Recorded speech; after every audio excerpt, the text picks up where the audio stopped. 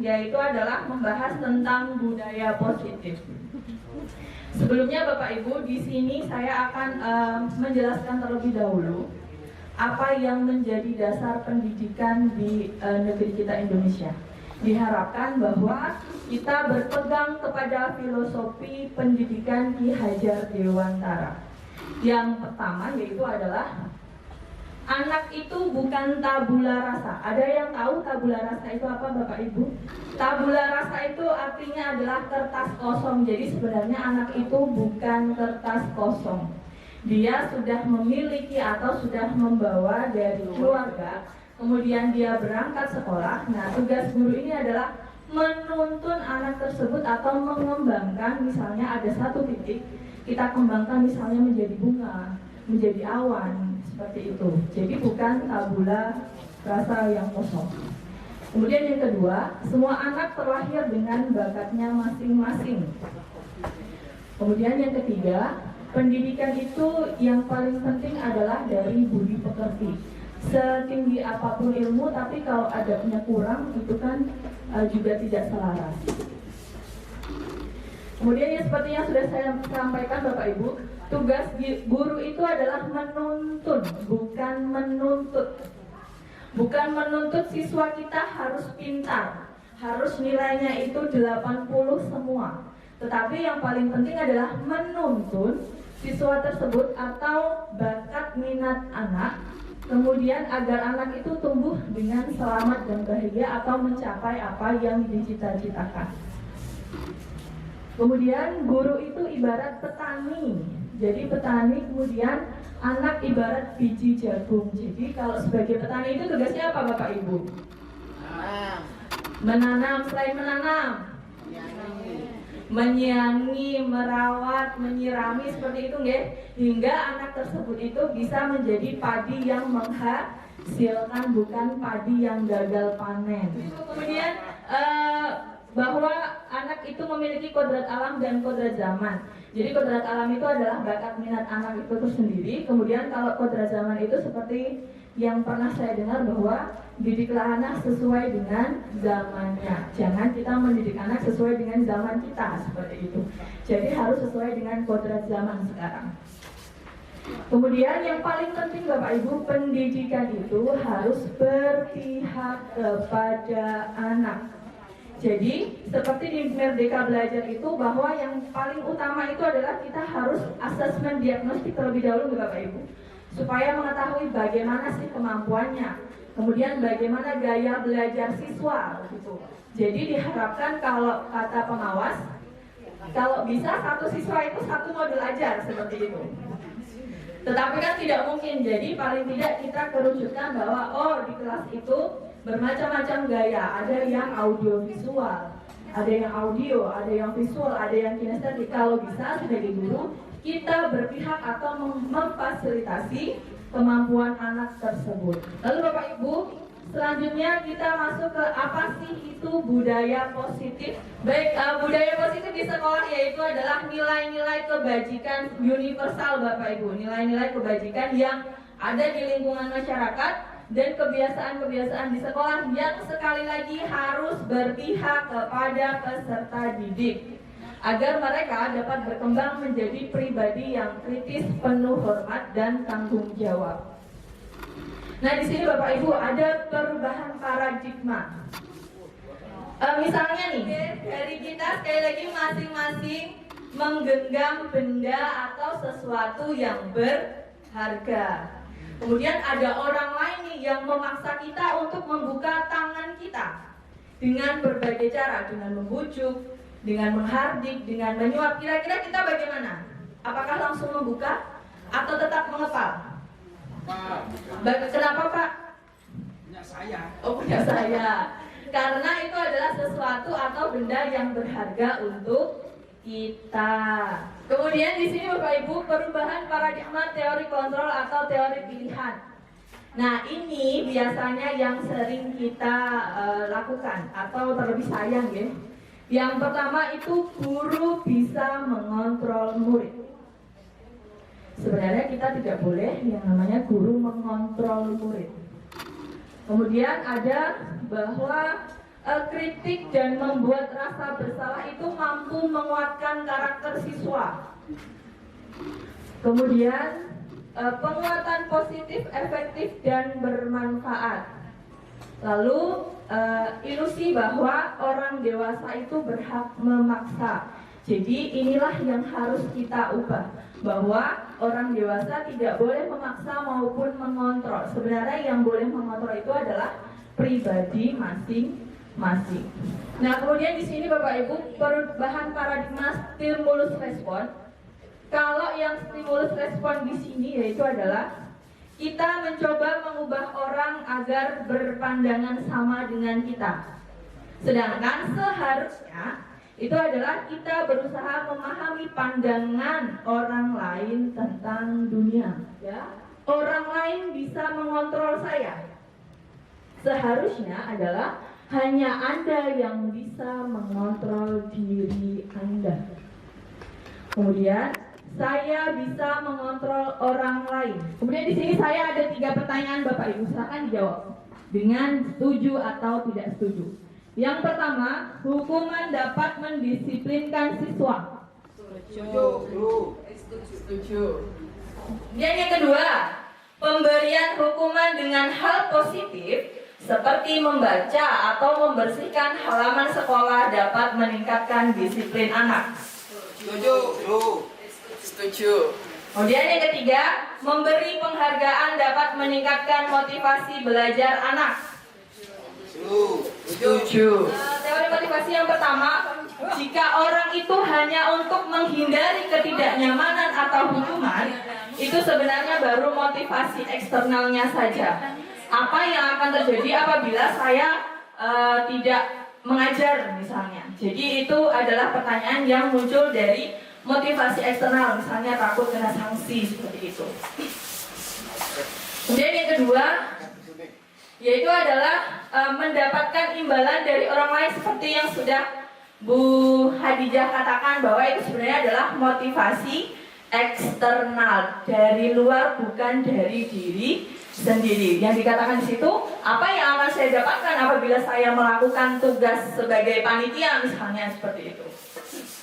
Nah, dan diharapkan motivasi perilaku manusia yang harusnya ada adalah motivasi internal, yaitu tujuan dari disiplin positif itu sendiri. Untuk apa? Untuk menghargai diri sendiri. Dengan misalnya pertanyaannya adalah, saya akan menjadi orang yang seperti apa bila saya melakukan tugas saya dengan baik. Jadi sekali lagi, yang ditekankan itu bukan motivasi eksternalnya, tetapi adalah motivasi internal. Jika anak itu dihukum oleh penghargaan, yang pertama ada yaitu adalah pengaruh jangka pendek dan jangka panjang. Kemudian yang kedua, sebenarnya penghargaan itu adalah untuk penghargaan menghukum. Kemudian penghargaan mengurangi ketepatan. Penghargaan itu sebenarnya tidak efektif. Kemudian penghargaan itu bisa merusak hubungan.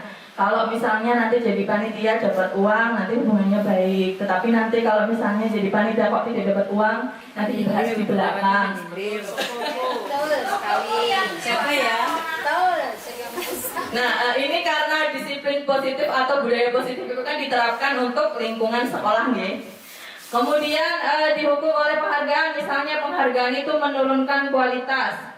Penghargaan mematikan kreativitas, penghargaan itu mengurangi motivasi intrinsik.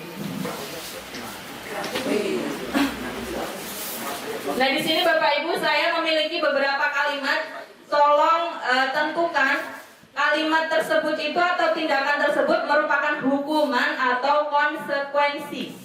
Yang pertama, mencatat 100 kali di dalam buku dengan kalimatnya saya tidak akan terlambat lagi. Hukuman atau konsekuensi? Hukuman. Kita simpan. Dan yang kedua, lari mengelilingi lapangan basket 2 kali karena terlambat hadir di sekolah. Hukuman atau konsekuensi, Pak?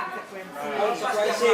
Oh, kalau kerja olahraga, tetapi di situ tidak ada kata-kata PJOK, Pak. Berarti hukuman atau konsekuensi? Konsekuensi. Terlambat. Kemudian yang ketiga, murid diminta untuk push up 15 kali karena tidak menggunakan masker. hukuman. Kemudian yang keempat, menggantikan kertas tugas teman yang telah dicoret-coret. Konsekuensi. Kemudian selanjutnya membersihkan tumpahan air di meja tulis karena tersenggol pada saat belajar. Konsekuensi. Murid disuruh untuk tidak mengenakan sepatu seharian di sekolah karena tidak mengenakan sepatu hitam. Hukuman. Kemudian yang terakhir, lari mengelilingi lapangan basket 2 kali karena terlambat 10 menit untuk pelajaran PJOK. Kalau yang ini hukuman atau konsekuensi? Jadi jika tadi yang pertama mencatat 100 kali itu sebenarnya adalah hukuman.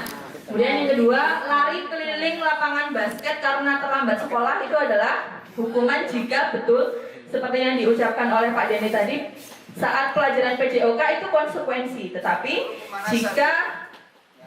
jika bukan pelajaran PJOK itu termasuk hukuman. Lalu murid diminta untuk push up, jelas hukuman. Menggantikan kertas, betul, konsekuensi. Lalu membersihkan tumpahan air, konsekuensi. Murid disuruh untuk tidak mengenakan sepatu, itu adalah hukuman. Yang terakhir, lari mengilap lapangan basket 10 menit saat PJOK itu konsekuensi. Lalu sebenarnya apa bedanya hukuman dengan konsekuensi? Nah, hukuman itu sesuatu yang menyakitkan harus terjadi. Sedangkan kalau konsekuensi itu sesuatu yang harus terjadi. Kenapa? Kalau konsekuensi itu sudah terjadi kesepakatan terlebih dahulu dengan muridnya. Tetapi kalau hukuman itu serta-merta langsung dilakukan eksekusi saat itu. Kemudian yang kedua, kalau hukuman itu membuat anak sakit, bisa fisik, bisa hati juga untuk jangka waktu yang lama, misalnya dendam. Seperti kasus yang ada di Demak itu, Bapak Ibu, dia dihukum, ada siswa MTS yang dihukum, kemudian karena tidak terima sampai jangka panjang, dia merasa dendam, akhirnya dia membacok gurunya sendiri saat PTS. Itu akibat dari hukuman. Kemudian kalau konsekuensi itu membuat anak merasa tidak nyaman tetapi dalam jangka waktu yang pendek, karena kan kita sudah mencapai kesepakatan terlebih dahulu. Lalu yang ketiga, kalau hukuman, anak itu akan membenci kedisiplinan karena motivasinya dari motivasi eksternal, bukan dari internalnya atau keinginan dia sendiri. Kemudian kalau konsekuensi, anak menghargai disiplin. Kemudian kalau hukuman itu sifatnya paksaan, tetapi kalau konsekuensi itu ada stimulus dan tanggapannya. Lalu hukuman mendorong anak menyakiti diri sendiri. Kalau konsekuensi mendorong anak agar mudah menyesuaikan diri. Hukuman konsep diri yang buruk, kalau konsekuensi konsep diri yang baik. Lalu selanjutnya, kalau hukuman anak belajar untuk menyembunyikan kesalahan, misalnya dengan berbohong. Kenapa kamu tidak memakai sepatu hitam misalnya? Kemarin hujan Bu, mana aja kemarin tidak hujan. Oh Bu, sepatu saya kotor dan seterusnya. Jadi menimbulkan kebohongan-kebohongan yang baru. Lalu kalau konsekuensi, anak belajar untuk mematuhi peraturan. Hukuman itu perasaan yang ditimbulkan, marah, rasa bersalah, dipermalukan, merasa tak dihargai. Sedangkan kalau konsekuensi di situ ada kehilangan hak, dibuat tidak nyaman, diasingkan untuk sementara. Kira-kira Bapak Ibu, jika Bapak Ibu menjadi siswa kembali, maunya ada hukuman atau konsekuensi? Hukuman atau konsekuensi? Konsekuensi. Satu suara Bapak Ibu, hukuman atau konsekuensi? Nah, maka diharapkan mulai dari sekarang nanti bukan hukuman yang diutamakan, tetapi cari dulu kesepakatan kelasnya. Setelah itu kalau misalnya dia melakukan pelanggaran, barulah ada konsekuensinya. Akan dilanjutkan oleh Pak Saranseka. Ya, terima kasih. Bapak Ibu di sini, kenapa budaya positif ini harus dilakukan gitu ya? Kenapa tadi Bu Nurul bilang bahwa hukuman itu tidak boleh, hanya konsekuensi? Kenapa bisa terjadi seperti itu ya? Jadi hukuman ini sifatnya adalah membuat anak itu merasa terkukung, termotivasi itu dari luar Bapak Ibu. Jadi bukan termotivasi itu dari dalam. Nah, hukuman ini membuat anak itu bisa jadi stres, bisa jadi kecewa, bisa menjadi pribadi yang sebenarnya sering bisa membuat dia itu berbohong. Karena apa? Karena ingin menghindari hukuman. Restitusi itu apa gitu ya?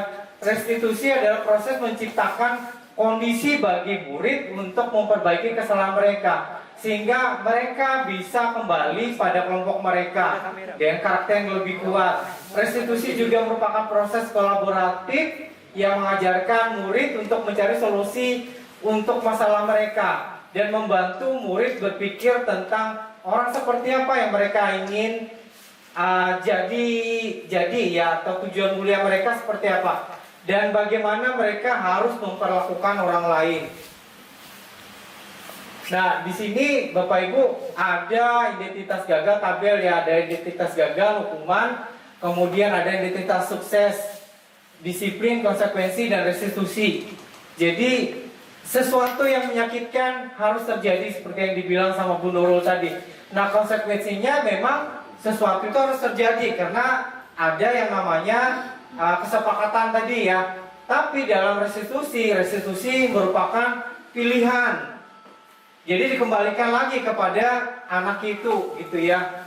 Kemudian tidak nyaman untuk murid atau anak untuk jangka waktu panjang.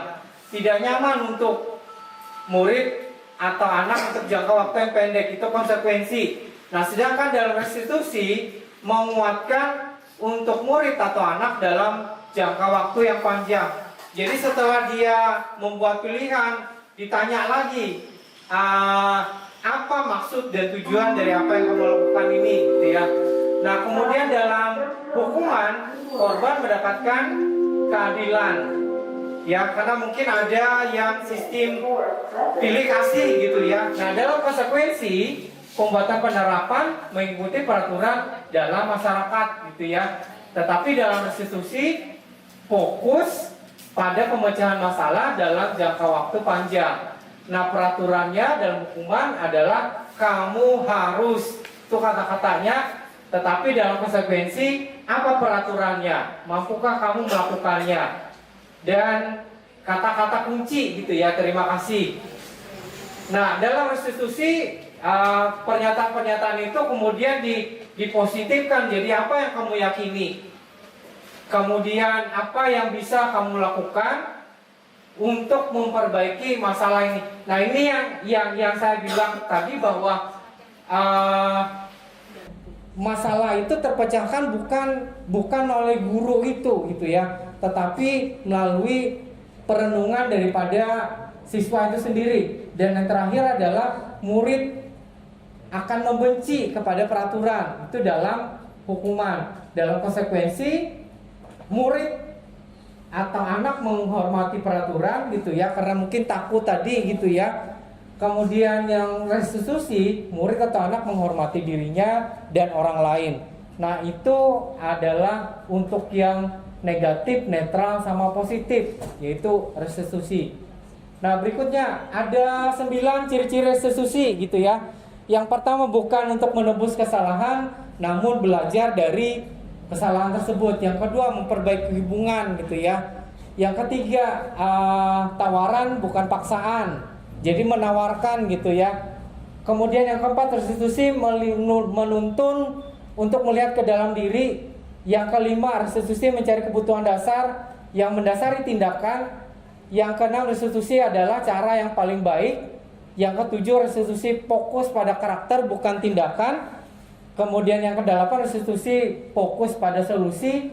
Dan yang kesembilan, restitusi mengembalikan murid yang berbuat salah pada kelompoknya.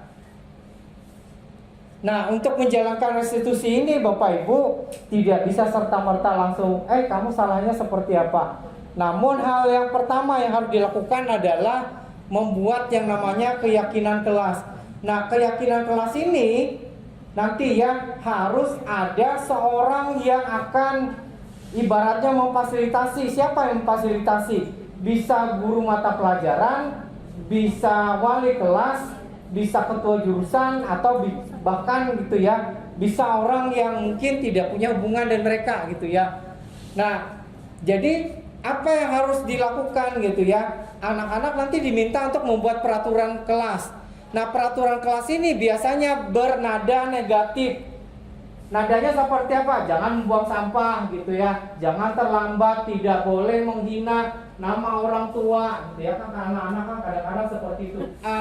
Peraturan kelas ini dialihkan atau diubah menjadi sebuah keyakinan kelas. Nah, keyakinan kelas ini seperti apa? Keyakinan kelas ini adalah mengubah peraturan yang ada tadi ke dalam bentuk yang positif. Salah satu contoh seperti ini. Saya ini suka merokok. Jadi di kelas itu tidak boleh merokok gitu ya. Misalnya seperti itu.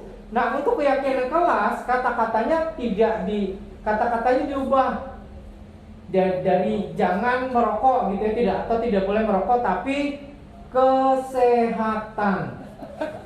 Nah, mengapa tidak peraturan saja gitu ya? Ada pertanyaan. Mengapa tidak peraturan saja? Mengapa harus keyakinan kelas? Nah, yang pertama adalah mengapa kita memiliki peraturan harus menggunakan helm bila mengendarai roda 2 gitu ya. Yang kedua, mengapa kita memiliki peraturan 3M gitu ya, menggunakan masker, mencuci tangan dan menjaga jarak 1,5 meter gitu ya. Nah, karena itu peraturan. Nah, untuk mendukung motivasi intrinsik, kita kembali kepada nilai-nilai keyakinan yang lebih menggerakkan seseorang dibandingkan mengikuti serangkaian peraturan-peraturan. Nah, sekarang nih saya tes ya Bapak Ibu ya. Manakah yang merupakan keyakinan kelas? Yang pertama, kesepakatan kelas itu yang berwarna hijau, kesepakatan kelas itu yang berwarna putih. Kesepakatan kelas yang berwarna hijau bilangnya datang tepat waktu mengucapkan salam. Kemudian menjaga kebersihan sekolah, semoga berdoa sebelum dan sesudah kegiatan, aktif dalam pembelajaran dan tertib gitu ya. Nah, kesepakatan kelas yang berwarna putih, kami guru dan murid yang saling menyayangi. Kami murid yang semangat belajar, kami murid yang peduli dengan teman-teman. Dari dua kategori ini, mana yang merupakan keyakinan kelas? Terjadi kesepakatan berarti kan antara guru dan siswa. Jadi contoh kalimat yang tepat ya seperti pada bagian kesepakatan kelas yang berwarna putih. Di situ kan mengatakan kami guru dan murid yang saling menyayangi, kami murid yang semangat belajar, kami murid yang peduli dengan teman-teman. Di situ kan tidak ada kalimat semacam apa yang negatif tadi kan, menggunakan kalimat negatif ya. Jadi jawabannya adalah bukan yang hijau Bapak Ibu, tapi yang putih. Karena yang putih itu menyatakan sesuatu yang membuat siswa-siswi atau murid-murid itu berpikir kami dan guru saling menyayangi. Itu maksudnya adalah bahwa karena saling menyayangi gitu ya, jadi mereka saling menghormati, saling menjaga perasaan orang lain. Yang kemudian kami murid yang semangat belajar gitu ya. Jadi ada satu spirit dari dalam dirinya, bukan satu paksaan gitu ya. Kamu harus belajar supaya bisa naik ke kelas 3 seperti itu. Atau yang terakhir gitu ya, kami murid yang peduli dengan teman-teman. Jadi ada suatu empati yang bisa ditimbulkan daripada murid-murid itu sendiri gitu ya. Empati yang membuat mereka menjadi peduli dengan orang lain. Nah, keyakinan kelas ini adalah nilai-nilai kebajikan dan prinsip-prinsip universal. Nah, prinsip-prinsip universal ini seperti apa Bapak Ibu? Bapak Ibu nanti bisa browsing ya.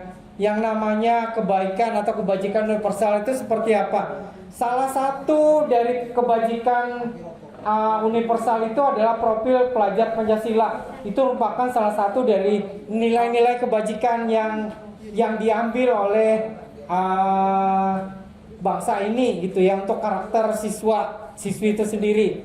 Nah, lepas dari latar belakang suku gitu ya, negara, bahasa maupun agama. Nah, menurut Gosen, satu keyakinan akan lebih motivasi seorang diri dari dalam gitu ya, intrinsik. Seorang akan lebih bersemangat untuk menjalankan keyakinannya daripada hanya sekedar mengikuti serangkaian peraturan. Nah, pembentukan keyakinan kelas Jadi keyakinan kelas ini bersifat abstrak daripada peraturan yang lebih rinci dan konkret. Keyakinan kelas ini berupa pernyataan-pernyataan universal. Keyakinan kelas ini senantiasa dibuat dalam bentuk positif, jadi tidak ada kata-kata negatif gitu ya. Kemudian keyakinan kelas ini hendaknya tidak terlalu banyak sehingga mudah diingat dan dipahami. Jadi kata-katanya tidak kata-kata yang jelimet gitu ya, tapi kata-kata yang simpel. Kemudian semua warga kelas sebaiknya ikut berkontribusi dalam membuat kegiatan kelas lewat curhat pendapat. Kemudian yang terakhir, bersedia meninjau kembali keyakinan kelas dari waktu ke waktu. Jadi keyakinan kelas ini bisa berubah Bapak Ibu sesuai dengan kondisi dan keadaan yang ada. Gimana sih membuat yang namanya keyakinan kelas itu? Jadi ini peraturannya seperti ini. Selalu kembalikan buku pada buku ke tempatnya. Nah, itu merupakan peraturan gitu ya. Keyakinan kelasnya apa kata-katanya? Kemudian dilarang mengganggu orang lain gitu ya. Kemudian hadir di sekolah 15 menit sebelum pembelajaran dimulai. Ini kalimat yang sering kali kita gunakan Bapak Ibu. Kemudian dilarang melakukan kekerasan, dilarang menggunakan narkoba bergantian atau menunggu giliran gitu ya. Gunakan masker, kemudian jangan berlari di kelas atau koridor. Nah, itu adalah kata-kata yang dibuat dari peraturan kelas itu sendiri gitu ya, peraturan. Nah, ini posisi kontrol. Ini pelajaran yang saya suka Bapak Ibu. Kenapa? Karena kita akan mengetahui posisi kontrol kita terhadap siswa.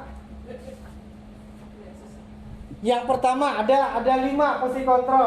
Yang pertama itu sebagai executor, penghukum gitu ya. Tadi yang seperti saya bilang tadi, kamu dari jauh-jauh gitu ya. Saya bilang balik.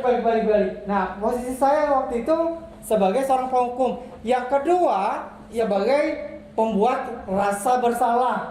Jadi ditunjuk-tunjuk. Kamu tahu nggak salahmu itu apa? Jadi membuat rasa bersalah. Yang kedua, sebagai teman. Nah, teman ini kadang-kadang kita nggak enakan gitu ya. Senyum-senyum. Bagus ya. Kukumu panjang-panjang, lentik-lentik. Jadi tidak mau memberi suatu pernyataan pendisiplinan terhadap anak itu. Nah, di sini saya akan menjelaskan yang terakhir adalah segitiga restitusi atau bagaimana cara kita menyelesaikan masalah dengan cara tadi mengembalikan posisi anak kepada kodratnya atau kepada yang semestinya. Yaitu yang pertama, ada menstabilkan identitas. Jadi misalnya ketika anak dipanggil jangan langsung serta-merta ditanya kenapa kamu sudah melakukan hal ini, jangan. Jadi yang pertama, menstabilkan identitas itu membuat kegagalan menjadi suatu hal yang sukses. Contohnya seperti ini. Kenapa tampaknya kok hari ini kamu ekspresinya sangat marah atau sangat sedih?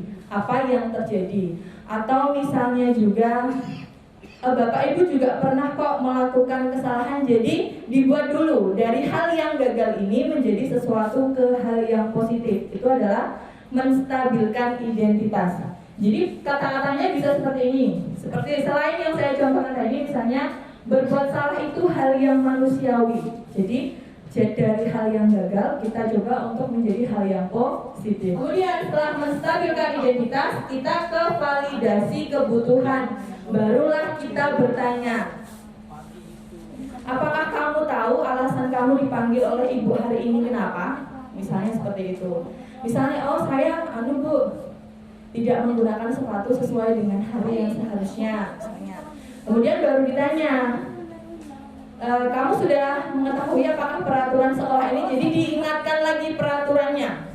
Contoh kalimatnya, selain yang saya contohkan tadi, ini, kamu bisa saja kan melakukan hal yang lebih buruk, tapi kamu tidak melakukannya kan?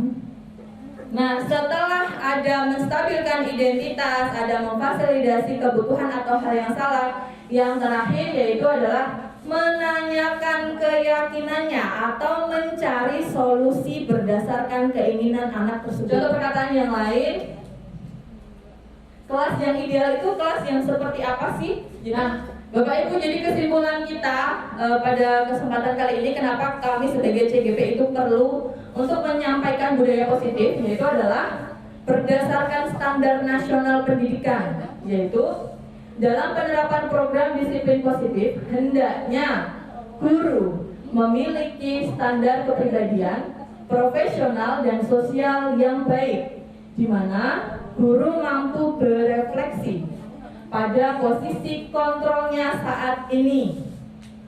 Jadi mungkin saat ini Bapak Ibu merefleksi, bagaimana sih posisi kontrol saya sebagai penghukum kah, sebagai pembuat rasa bersalah, atau paling tidak sudah mencapai posisi teman, posisi pemantau. Kemudian setelah merefleksi itu, bagaimana perjalanan dirinya sebagai seorang among nanti yang akan mencapai posisi manajer yang diharapkan, yang menuntun murid-murid menjadi insan yang mandiri, merdeka dan bertanggung jawab. Cukup ya Bapak Ibu ya, karena sudah sangat panjang. Mungkin nanti apabila ada pertanyaan atau ada tukar pikiran bisa langsung kepada saya ataupun dengan Pak Sase, karena ini sudah memasuki waktu istirahat juga.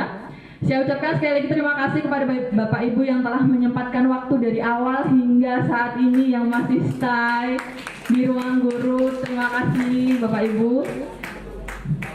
Kemudian dari kami, jika ada perkataan ataupun perbuatan yang kurang berkenan, kami minta maaf yang sebesar-besarnya. Kami tutup. Wassalamualaikum warahmatullahi wabarakatuh. Assalamualaikum warahmatullahi wabarakatuh. Waalaikumsalam warahmatullahi wabarakatuh. Nah, baik, pada kesempatan kali ini sekali lagi seperti yang sudah Ibu sampaikan, bahwa kita akan mencoba membuat keyakinan kelas. Keyakinan kelas kita buat dari mana? Dari kesepakatan kelas yang sudah pernah kita buat. Masih ingat sudah mengisi kuisis apa yang boleh dilakukan ketika pelajaran bahasa Indonesia? Masih ingat? Apa yang tidak boleh dilakukan ketika pelajaran bahasa Indonesia? Masih ya? Nah, kita akan mengerucutkan kesepakatan kelas kita ke nilai-nilai kebaikan menjadi nanti suatu keyakinan kelas. Dimengerti?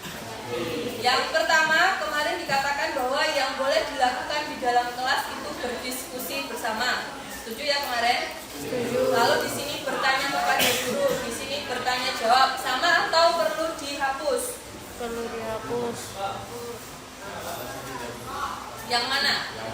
Yang bertanya jawab dihapus. Baik. Terus yang memperhatikan penjelasan dengan mendengarkan guru saat menjelaskan sama atau beda? Beda. Sama, berarti dihapus salah satu kan? Ya. Ya, sekalian. Kemudian duduk diam memperhatikan pembelajaran sama dengan memperhatikan penjelasan atau tidak?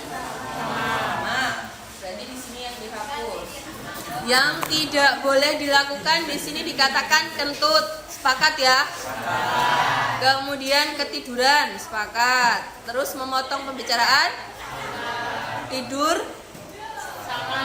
Sama dengan yang mana? Oh, sama ya, betul.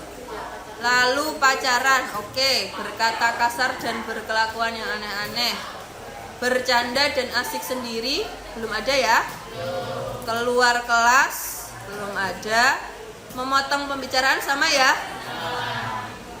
Berarti yang sesuai yang atas atau bawah? Atas, bawah, atau bawah? Lalu main HP saat tidak diminta. Oke. Keluar kelas tanpa izin. Oke. Asik sendiri sudah ada belum? Sudah ya. Kita kira-kira mana yang belum kalian pahami, coba.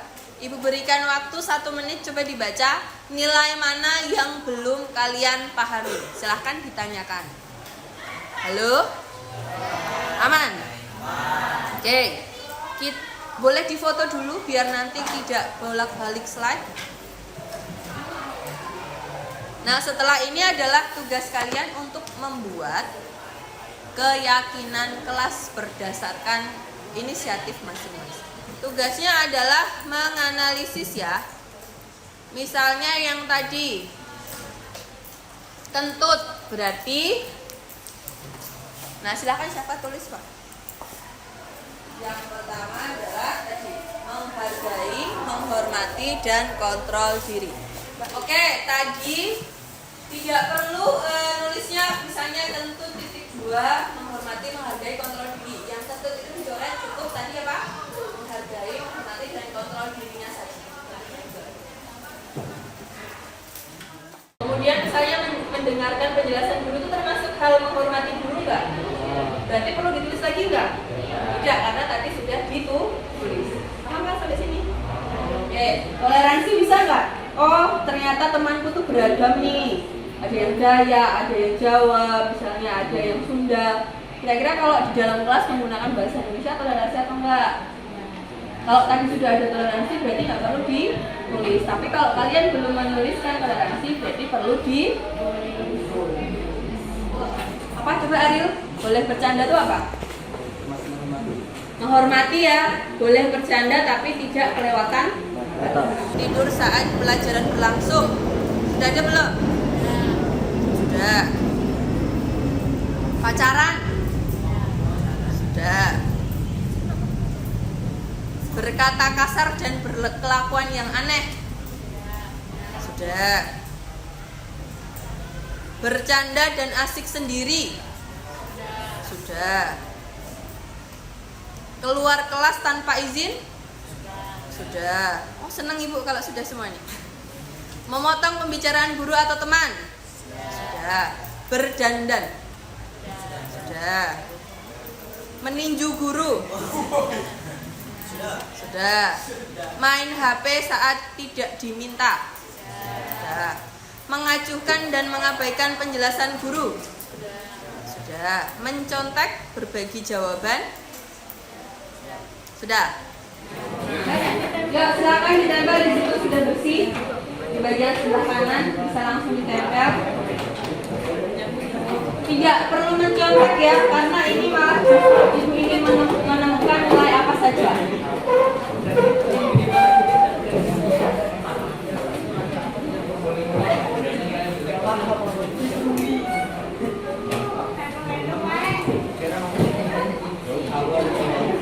Oke, yang pertama kita menemukan nilai menghargai. Kemudian ada nilai kerjasama. Ada ya tadi ya, berdiskusi itu adalah nilai kerjasama atau gotong royong. Oke. Sudah kita temukan nilai-nilai kebajikan apa sih yang perlu kita yakini dalam menjalankan pembelajaran. Yang kita yang pertama, jadi kita harus saling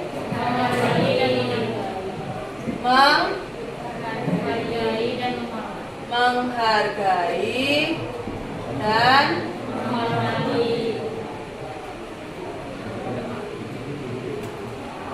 menghormati. Oke, berarti sudah ya. Harus saling bekerja sama dalam pemecahan masalah.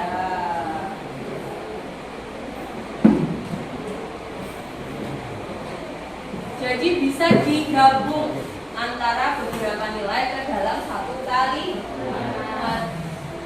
Jadi sudah ke pemecahan masalah. Kita harus memiliki kontrol diri.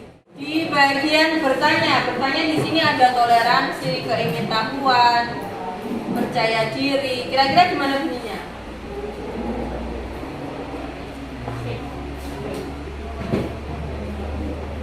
Kita perlu memiliki antusias,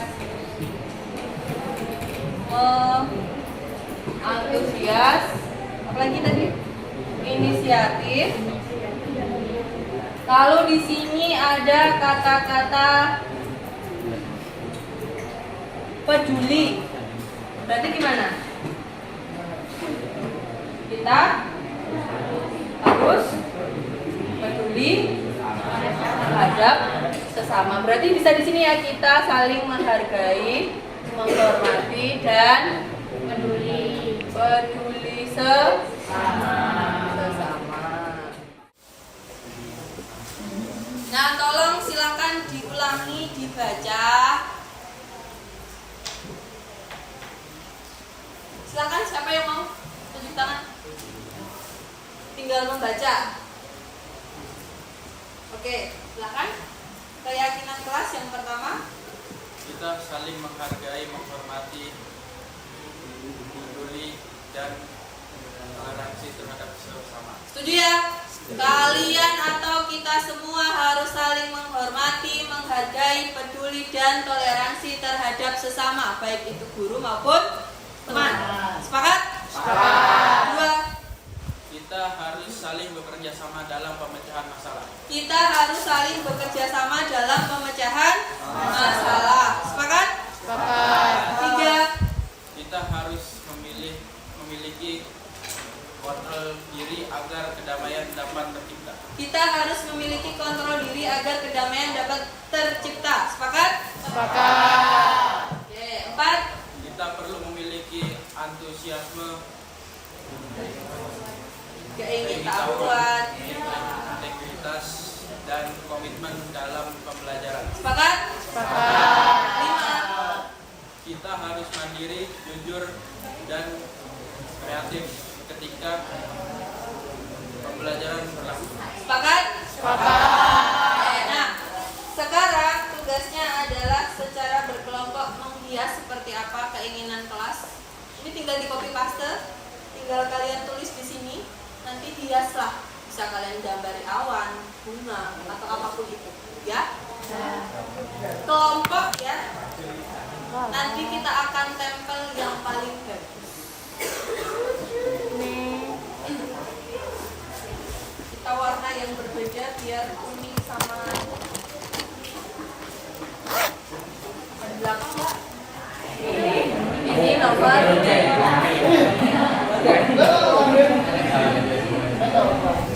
yang sudah selesai nanti langsung tunjuk tangan.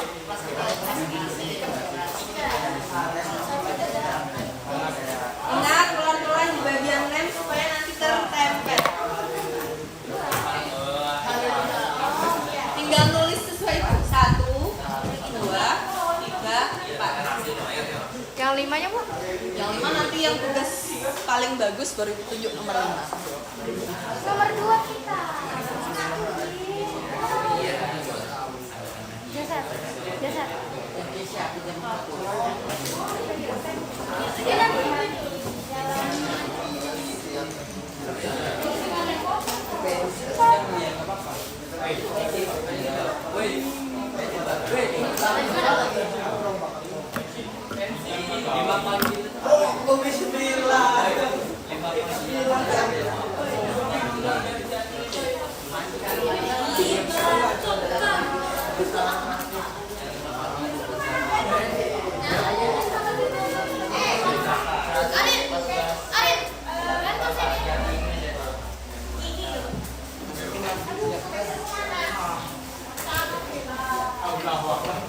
Yang rapi ya.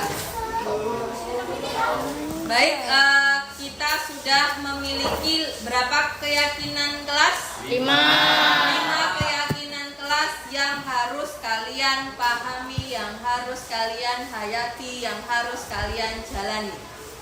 Tidak perlu disuruh, tetapi itu adalah motivasi dari diri kalian sendiri. Ibu bacakan sekali lagi. Yang pertama yaitu adalah kita saling menghargai, menghormati, peduli, dan toleransi terhadap sesama. 2. Kita perlu memiliki antusiasme, keingintahuan, integritas, dan komitmen dalam pembelajaran. 3. Kita harus saling bekerja sama dalam pemecahan masalah. Kita harus memiliki kontrol diri agar kedamaian dapat tercipta. Yang terakhir, kita harus mandiri, jujur, dan kreatif ketika pembelajaran. Semua sepakat? Sepakat. Bisa dijalankan? Bisa. Nah, silahkan nanti bisa di belakang, bisa di depan, untuk sama-sama memahami, sama-sama menjalani, sama-sama mengingatkan, kamu coba ingat lagi keyakinan kelas kita bahwa kita harus saling menghormati. Jadi saling mengingatkan. Ada yang mau ditanyakan? Tidak. Tidak ya? Baik, terima kasih. Ibu cukupkan sekian. Wassalamualaikum warahmatullahi wabarakatuh. Waalaikumsalam warahmatullahi wabarakatuh. Satu pesan Ibu, keyakinan kelas bukan hanya ditempel, bukan hanya jargon, tetapi diamalkan.